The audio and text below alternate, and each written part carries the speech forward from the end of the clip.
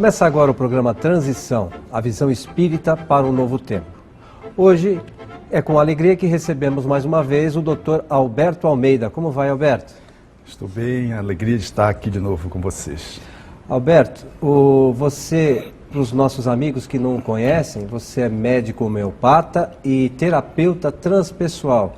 E suas atividades são na cidade de Belém do Pará, no grupo Jardim das Oliveiras. Uma profissional também é lá em Belém atividade profissional em Belém. Alberto, hoje nós vamos abordar um tema que muitas pessoas nos têm solicitado, que é com relação ao medo. Então, é normal as pessoas terem medo, Alberto? O medo é uma circunstância instintiva que faz parte da nossa história evolutiva. John Locke chegaria mesmo a afirmar que a nascente do medo tem resultado nas nossas primitividades enquanto seres que emergimos num processo evolutivo, saindo, portanto, dentro de uma caminhada evolutiva de um estado mais limitante de vida para um estado de maior expressão, de racionalidade, de maior contexto no campo da intelectualidade, de maior expressão da emocionalidade.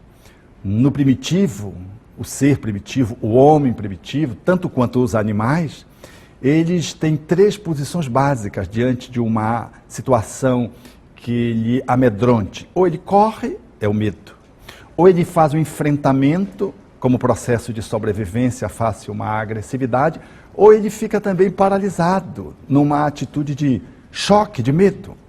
Assim como um animal funciona, o homem primitivo, num processo de crescimento do ser espiritual pela reencarnação, quando ele se apresenta nessa posição, ele traz esse instinto, que é um instinto de sobrevivência. Então, o medo que todos nós trazemos nos dias modernos são, numa certa medida, uma expressão de autoproteção, de segurança.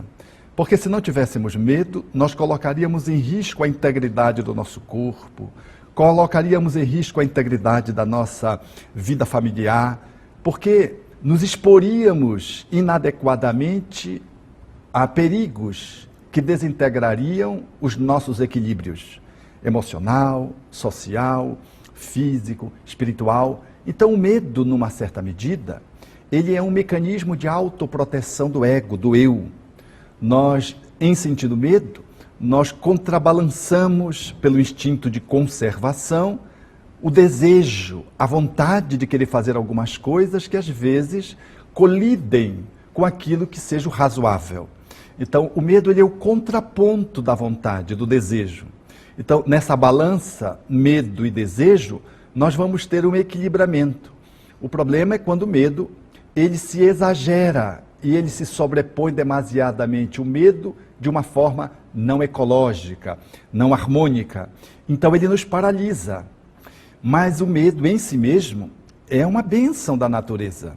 Não fosse o medo, nós teríamos muitos outros sofrimentos desnecessários.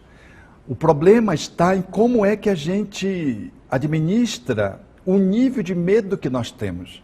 Porque há medos e medos.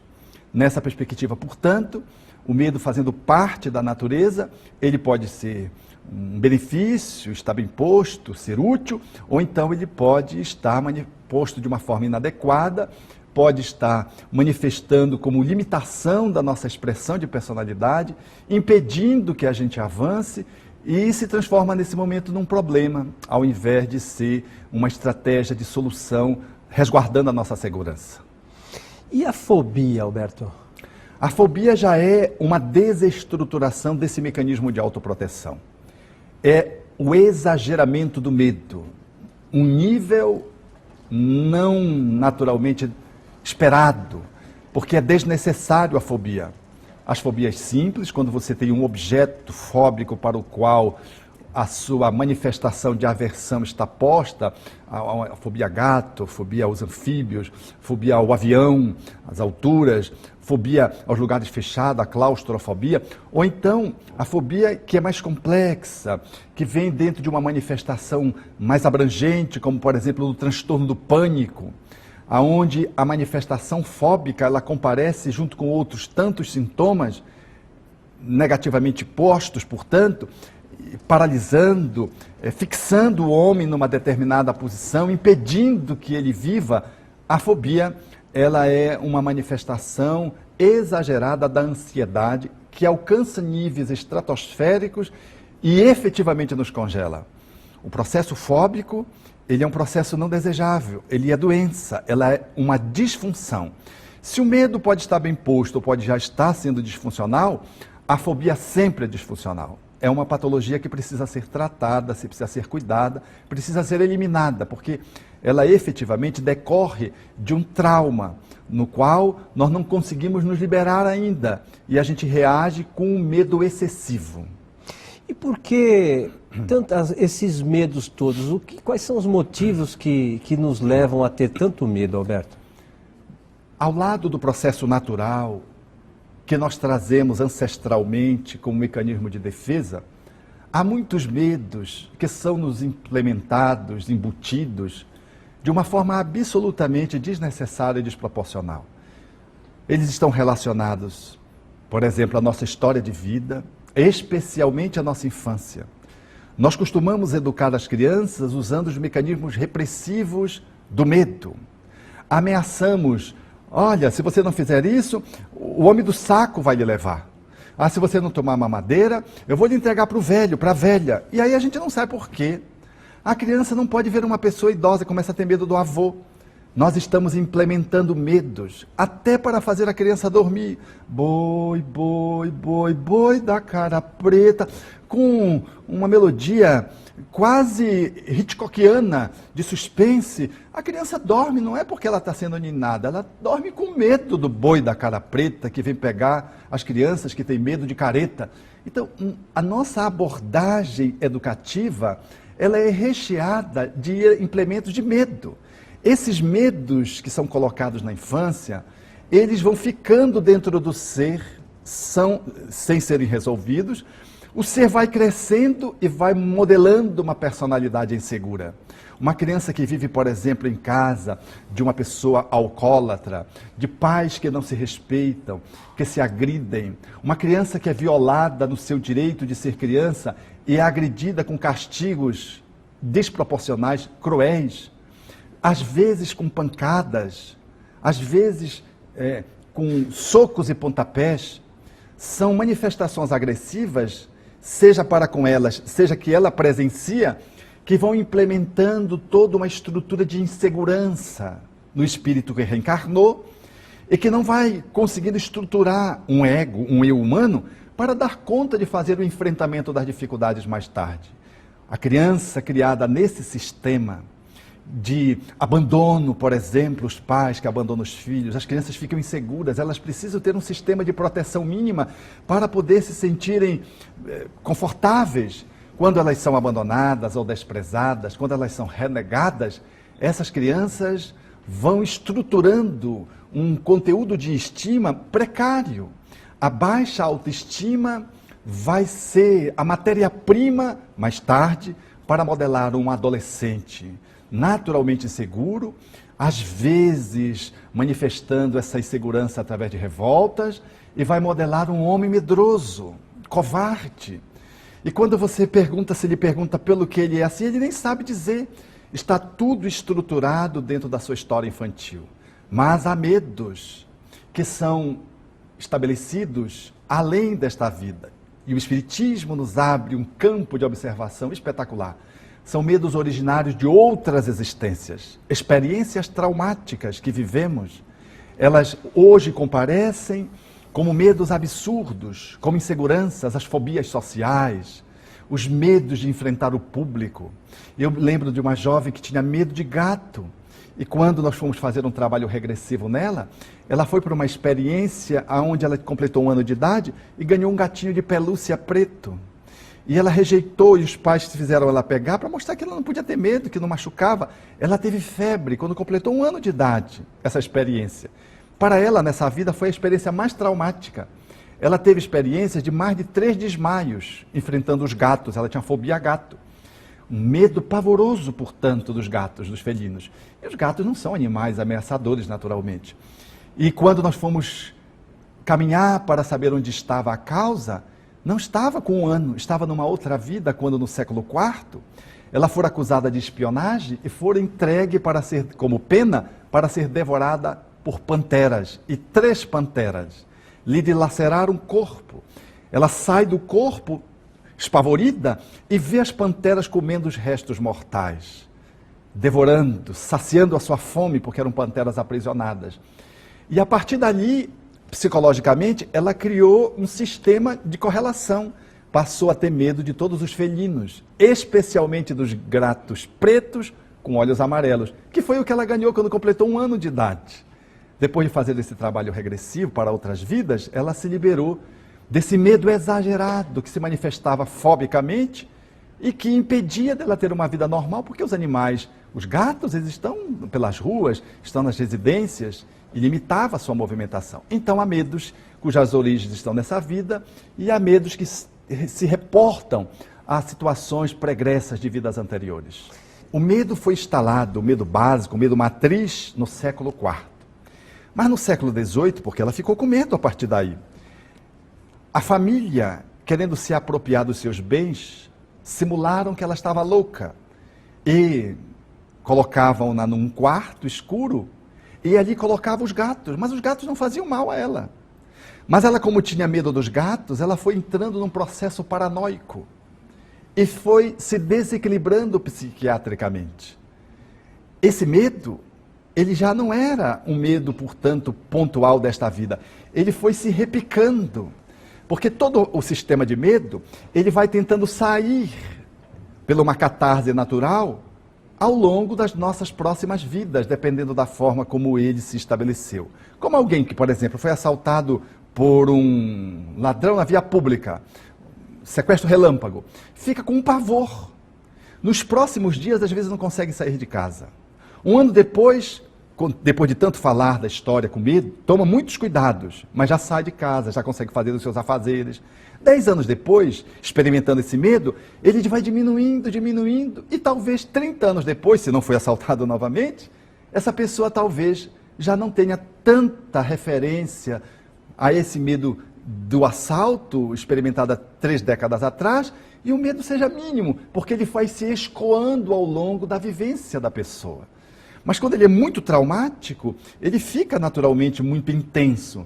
Alguém que está no avião e o avião tem uma pane, pode a partir daí desempenhar um medo, desenvolver um medo de avião e dificilmente recobrará a naturalidade para frequentar um avião, salvo depois de um tratamento específico para esse fim em nível psicoterapêutico.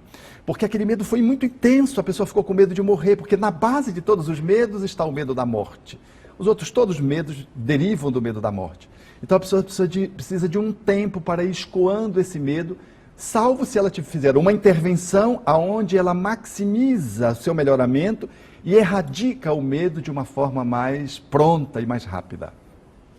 Alberto, ainda com relação à tua resposta anterior, dessa moça que fez a terapia com você, que tinha medo de felinos, talvez aquilo tenha sido uma forma com que a misericórdia divina deu oportunidade para ela, nesta encarnação, de superar esses medos que vêm perdurando por outras encarnações. E isso acontece com todos nós também, né, Alberto? Naturalmente.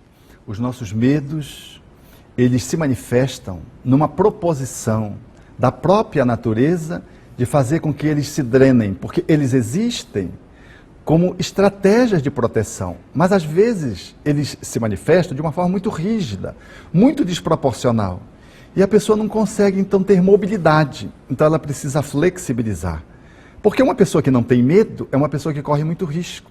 Você pode ter uma criança, por exemplo, que tenha um problema psiquiátrico e ela não manifesta medo, e se você não cuidar dela, ela corre risco de vida. Então o medo, ele é um instrumento de defesa do ser humano. E quando nós trazemos o medo, ele desperta na nossa consciência essas memórias profundas dos nossos delitos. Por exemplo, um mal político que lesou o erário público e que não foi alcançado pela justiça humana, ele traz uma consciência de culpa, que lhe gera um medo social, da fobia social, o medo de falar em público, um medo, ele tem um receio, parece que ele cometeu algum crime, que ele vai ser alcançado por alguma coisa. Ele não sabe explicar, mas esse medo faz com que aflore dentro dele a necessidade do mecanismo de reparação.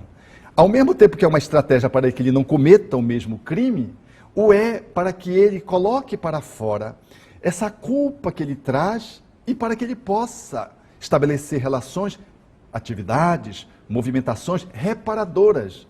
Então, tudo em a natureza tem um objetivo nobre. A nossa pendência fala-nos de um salto de qualidade que precisamos dar. A dificuldade está em nós podermos saber olhar para esse ponto cego a fim de que a gente dê esse salto e se ilumine.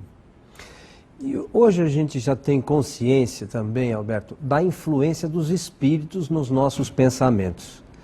Você acha que os espíritos, de alguma forma, sobretudo os espíritos inferiores, acabam atrapalhando as pessoas, fazendo com que elas tenham cada vez mais medo ou encaminhem essas pessoas para atitudes nocivas a elas mesmas, muitas vezes?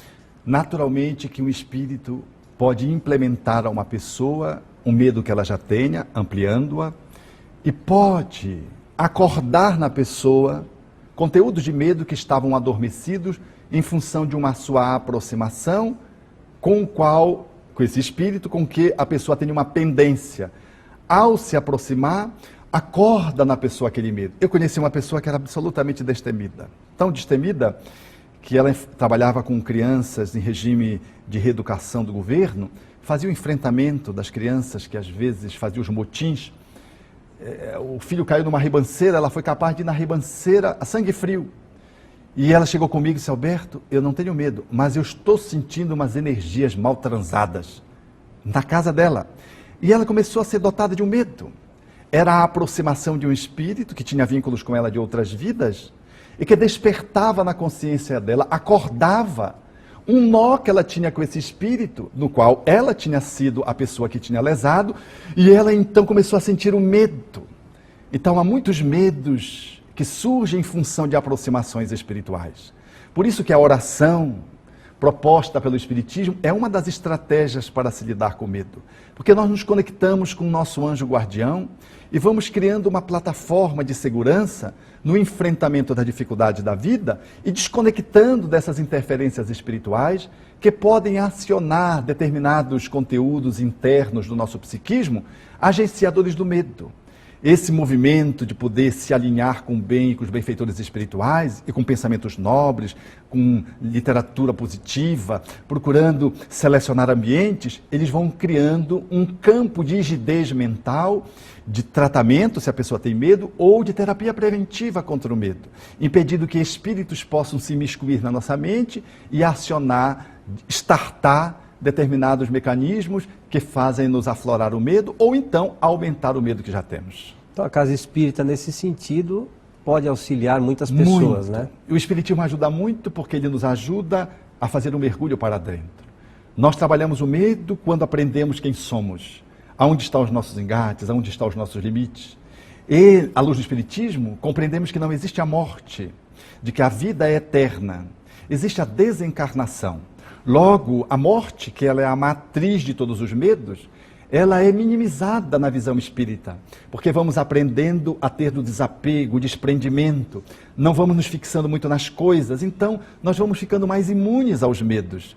Essa proposta do Espiritismo de autoconhecimento, de autoencontro, de autorrenovação, vai nos dando um campo de segurança egóica do eu humano a partir dessa estrutura profunda da luz que somos internamente, na profundeza da nossa própria essência, que é a essência luminosa, que somos espíritos, somos deuses com D minúscula, fazem-nos com que esses medos possam todos irem diminuindo.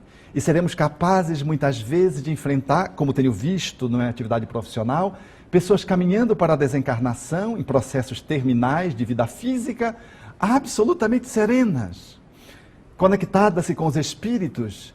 E as pessoas que estão no entorno é que estão com medo de perder o ente querido, mas o ente querido não está com medo de desencarnar. O Espiritismo é a salvaguarda da coragem, quando nos permite que possamos nos auto-perceber, nos auto-encontrar e trabalhar os nossos engates pessoais, fazendo um movimento de expansão, de desenvolvimento evolutivo da nossa personalidade. Então, a emoção contrária ao medo seria a coragem? A coragem é um derivativo da amorosidade. A antítese do medo é o amor. Quem muito ama, não receia, não tem medos, excomunga os seus medos, ou minimiza-os. Efetivamente, as pessoas que mais se afervoram no desenvolvimento da amorosidade, elas ganham autossegurança, autoestima, e como derivativo disso, elas ficam mais firmes, mais corajosas no enfrentamento das situações desafiadoras. O medo, ele tem como seu contraponto o amor. Por isso que as pessoas medrosas, nós estimulamos do ponto de vista psicoterapêutico e numa perspectiva também de orientação na casa espírita, a se afervorarem no atendimento assistencial, a se dedicarem a outras vidas, a poderem exercitar a capacidade de ser um ser solidário, ser fraterno, a estabelecerem a expansão da sua afetividade no sistema bem positivo. As pessoas vão fazendo isso, quando elas se dão conta, elas estão mais seguras, estão mais tranquilas, estão mais em paz, capaz de fazer o enfrentamento daqueles medos que anteriormente transformavam-nas em refém, não conseguiam sair de si mesmas, ficavam presas no seu egoísmo. Então, o amor, ele é o efetivo tratamento e preventivo para cuidar das nossas manifestações de ansiedade que comparecem com medo ou com fobia. E, Alberto, como educar os nossos filhos para que eles tenham menos medo também? Dando-lhes suporte para que o seu psiquismo se desenvolva de forma adequada. Jamais inspirando medo. Se tem um programa de televisão, por exemplo, que inspire o medo de suspense, o pai pode fazer com que o filho perceba esses filmes, fazendo-lhes entrever os efeitos especiais, o suspense da música, a tomada da câmera que vai levando aquele que assiste o filme associadamente ao encontro do evento dantesco. Vai fazendo, portanto, ter um outro olhar, um olhar estético da filmagem. E vai fazendo ele ver, meu filho, olhe, diminui o som do filme na televisão, por exemplo, e ele vai fazer com que o filho perceba que diminui aquela tensão, de que o medo ele pode estar proporcionado a uma música, a uma sonoplastia que induz ao medo. A visão fílmica, ele pode fazer todo esse olhar a partir do acompanhamento do seu filho, mas fundamentalmente, dando ao seu filho os nutrientes para que o seu ser possa se desenvolver de uma forma adequada, para que o filho possa ter segurança. E a melhor forma de fazer isso é educar sem reprimir, educar nutrindo, educar sem abandonar os filhos, porque o abandono gera insegurança e gera medo.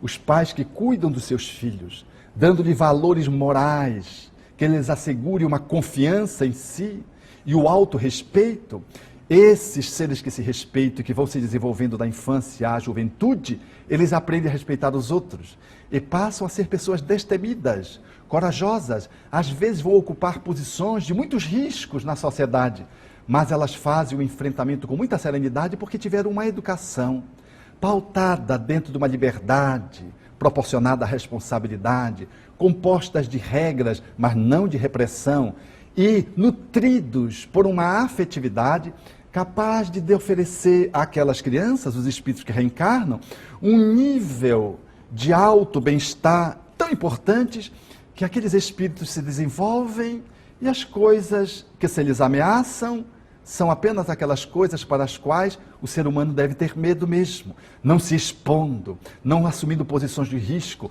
não andando em alta velocidade com um carro numa rua, desrespeitando o trânsito, não fazendo roleta russa, que são manifestações desequilibradas que uma pessoa bem nutrida na infância e na juventude, ela naturalmente não vai apresentar essa falsa coragem, porque na verdade isso são mecanismos suicidas. A pessoa que se ama, ela não tem medo, mas ela também não é uma pessoa temerária.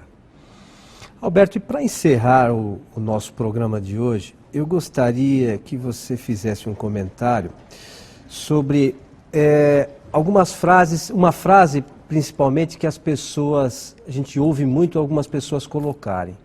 Eu sou temente a Deus. Isso é possível, Alberto? A maioria da população teme a Deus, porque teme a si mesma. nós vemos os cultos religiosos, as igrejas, dominarem os seus rebanhos através da tutela do terror. Infelizmente, esse Deus, deveríamos temê-lo, é de Moisés. Na sua fala ancestral, dentro da antropologia, dentro da sociologia judaica, foi apresentado como um ser que deveria ser temido, porque estabelecia as pragas, punia, era o Senhor dos exércitos. O Espiritismo tem uma percepção diferente, alinhado com Jesus. Encontra Deus como um pai, não como um Senhor. Encontra Deus como um amor, tal como João, o evangelista, o definiu categoricamente. Então, esse Deus, ele precisa ser amado. Nós não podemos viver na vida com medo do demônio e com medo de Deus. Nós, em Espiritismo, não acreditamos no ser satânico. Satânicos somos nós, quando perdemos a cabeça, quando temos uma atitude desproporcionada, quando somos uma atitude corruptora, temos uma atitude corruptora, quando somos viciados no mal, no egoísmo. Esses são gestos satânicos. Nós temos que amar a Deus. Temer a Deus é uma manifestação precária de fé, porque ainda não conseguimos compreender a magnitude do Criador, que é todo cheio de amor. Vivemos em Deus, nos movemos em Deus, existimos em Deus, como diria Paulo de Tarso. Nós somos, portanto, emergentes de Deus, mergulhados em Deus e caminhando em Deus e para Deus. Deus é amor e devemos amá-lo. Como devemos amar os nossos pais? Se tememos os nossos pais materiais, nossa mãe e nosso pai, significa dizer que fomos educados com muita castração, com muita violência, com muito castigo. Porque o filho que ama o pai, ele se lança nos braços. Ele não sai correndo com medo de se esconder, para se esconder com medo do castigo. Então, em Deus, ao invés de sermos tementes, nós precisamos ser amantes do Criador. Quanto mais nos amamos, mais aprendemos a amar o Criador. E quanto mais aprendemos a amar o Criador, mais aprendemos a amar a nós mesmos. Porque a vida é amor, porque Deus é amor e nós somos filhos do amor. Roberto, eu queria pedir então, neste programa, que você fizesse as suas considerações finais sobre esse tema de hoje. Ame um pouco mais para exorcizar o medo. Não titubeie diante do receio, ele é natural. Mas faça com que o seu desejo possa transpô-lo a partir de uma fé consistente, calcada na caridade e no amor. Avance, porque tudo na vida é um convite para o crescimento. Faça com que a sua vontade amorosa possa suplantar os seus medos a cada dia, e superando os medos pequenos, você vai superando os maiores, e você vai se encontrar amando. E quem ama, usufrui e saboreia a vida. Alberto, nossos agradecimentos e aos nossos amigos de casa, o nosso abraço. Esperamos a todos no próximo Transição, a visão espírita para o novo tempo. Até lá.